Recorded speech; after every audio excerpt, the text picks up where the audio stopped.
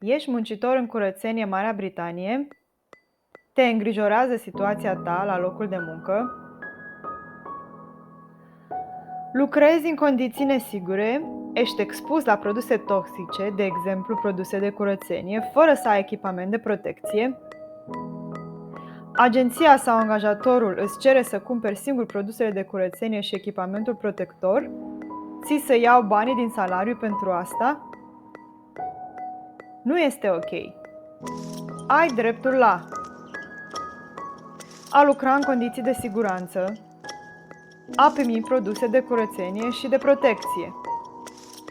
Dacă consideri că drepturile tale nu sunt respectate la locul de muncă sau dacă lucrezi în condiții nesigure sau ești plătit sub ce ai muncit sau nu ești tratat cu demnitate, poți cere ajutorul. Poți raporta situația la Agenția de Siguranță la locul de muncă la numărul 0300 790 6787 sau pentru suport poți suna la Centrul de Resurse pentru Est-Europeni de luni până miercuri la 0773 002196 pentru a vorbi cu cineva în limba română.